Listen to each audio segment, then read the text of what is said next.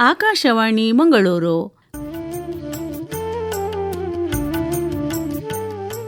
ಕೃತಿ ಸಂಪದ, ಅಪೂರ್ವ ಕೃತಿಗಳ ಸಂಕ್ಷಿಪ್ತ ಪರಿಚಯ. ಇಂದಿನ ವಿಷಯ ಪರ್ವತದೇವನ ಕೃತಿ ನನ್ನಯ್ಯ ಚಾರಿತ್ರ್ಯ. ಪ್ರಸ್ತುತಿ ಕೀರ್ತನಾ ಸನಿಲ್. ಪರ್ವತದೇವ ಇವರ ಕಾಲ ಸುಮಾರು 1578. ಇವರೊಬ್ಬ ವೀರಶೈವ ಕವಿ. ಉತ್ತರ ಪ್ರದೇಶದ ವಿದ್ಯಾನಗರದ ಒಂಟೆತ್ತಿನ ಮಠದ ಸ್ವಾಮಿಯಾದ ವಿರೂಪಾಕ್ಷನ ಶಿಷ್ಯರೆಂದು ಹೆಸರು ಪರ್ವತದೇವನೆಂದು ವೀರಶೈವರೆಂದು ತಿಳಿದುಬರುತ್ತದೆ. ಕವಿಯ ಸ್ಥಳ ನಿಖರವಾಗಿ ತಿಳಿದು ಬರದಿದ್ರೂ ಕವಿ ಸೂಚಿಸಿರುವ ಪೂರ್ವೋಕ್ತ ಸ್ಥಳವೇ ಅವರ ಗುರುವಿನ ಸ್ಥಳವೇ ವಿನಃ ಅವರದಲ್ಲ. ಅದಲ್ಲದೆ ಕವಿ ಹೇಳಿರುವ ಉತ್ತರ ಪ್ರದೇಶದ ವಿದ್ಯಾನಗರ ಯಾವುದೆಂಬುದು ತಿಳಿದು ಬಂದಿಲ್ಲ. ವಿಜಯನಗರಕ್ಕೆ ವಿದ್ಯಾನಗರವೆಂಬ ಹೆಸರಿದೆ. ಆದ ಕಾರಣ ವಿಜಯನಗರವನ್ನೇ ವಿದ್ಯಾನಗರವೆಂದು ಇಟ್ಟುಕೊಳ್ಳಬಹುದು. ವಿರೂಪಾಕ್ಷರು ಒಂಟೆತ್ತಿನ ಮಠದ ಸ್ವಾಮಿಯಾಗಿದ್ದರಿಂದ, ಪರ್ವತದೇವರು ಅವರ ಶಿಷ್ಯನಾಗಿದ್ದರಿಂದ ಇವರ ಸ್ಥಳ ಇದೇ ಆಗಿರಬಹುದು ಎಂದು ಭಾವಿಸಬಹುದು. ಇವರ ಕೃತಿ ನನ್ನಯ್ಯ ಚಾರಿತ್ರ್ಯ. ಈ ಕಾವ್ಯದ ಹೆಸರೇ ಸೂಚಿಸುವಂತೆ ಇದು ನನ್ನಯ್ಯನೆನ್ನುವ ಒಬ್ಬ ಶಿವಭಕ್ತನನ್ನ ಕುರಿತು ಬರೆದಂತಹ ಕಾವ್ಯ.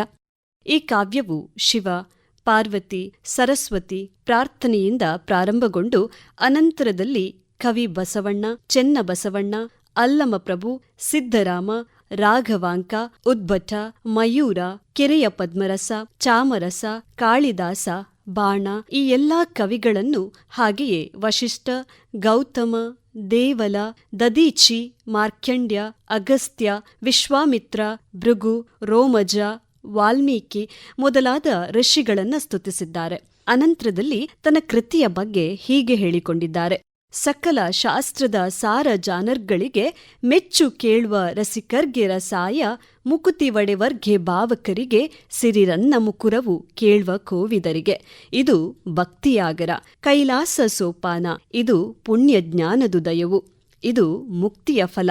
ಕೇಳಿ ನನ್ನಯ್ಯನ ಸದಮಲ ದಿವ್ಯ ಚರಿತವು. ಅಂದರೆ ಭಕ್ತಿಯಾಗರವು, ಕೈಲಾಸ ಸೋಪಾನವು, ಪುಣ್ಯ ಜ್ಞಾನದುದಯವು, ಮುಕ್ತಿಯ ಫಲವು, ಸದಮಲ ದಿವ್ಯ ಚರಿತವೂ ಆದ ಈ ಕೃತಿಯು ಸಕಲ ಶಾಸ್ತ್ರಜ್ಞರಿಗೆ ಮೆಚ್ಚು, ರಸಿಕರಿಗೆ ರಸಾಯನವು, ಮುಕ್ತಿ ಪಡೆಯುವವರಿಗೆ ಸಿರಿರನ್ನ ಮುಕುರವು ಆಗಿದೆ ಎಂಬುದು ಕವಿಯ ಆಶಯ.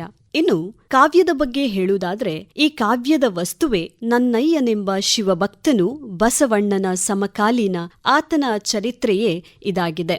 ಈ ಕೃತಿಯಲ್ಲಿ ಅಜ್ಞಾತ ಸ್ವರೂಪಿಯಾದ ಬೇಡ ಮಾತಾಂಗತಮನನನ್ನು ಜ್ಞಾನ ಸ್ವರೂಪಿಯಾದ ಸುಜ್ಞಾನಿ ದೇವನು ಹೇಗೆ ನೀತಿ, ದಯೆ, ಧರ್ಮಗಳನ್ನ ಅವನಲ್ಲಿ ನೆಲೆಗೊಳಿಸಿ ಸನ್ಮಾರ್ಗಕ್ಕೆ ಯಾವ ರೀತಿಯಾಗಿ ತಂದನೆಂಬ ವೃತ್ತಾಂತ ಈ ಕೃತಿಯಲ್ಲಿ ಅಡಕಗೊಂಡಿದೆ.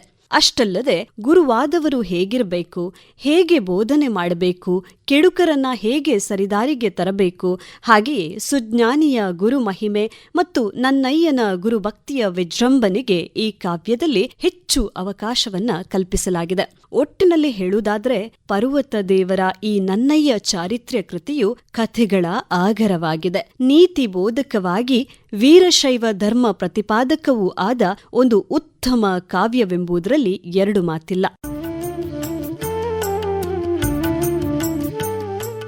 ಇದುವರೆಗೆ ಕೃತಿ ಸಂಪದ, ಅಪೂರ್ವ ಕೃತಿಗಳ ಸಂಕ್ಷಿಪ್ತ ಪರಿಚಯ ಕೇಳಿದಿರಿ. ಇಂದಿನ ವಿಷಯ ಪರ್ವತದೇವನ ಕೃತಿ ನನ್ನಯ್ಯ ಚಾರಿತ್ರ್ಯ. ಪ್ರಸ್ತುತಿ ಕೀರ್ತನಾ ಸನಿಲ್. ಕಾರ್ಯಕ್ರಮ ನಿರ್ಮಾಣ ಸೂರ್ಯನಾರಾಯಣ ಭಟ್, PS.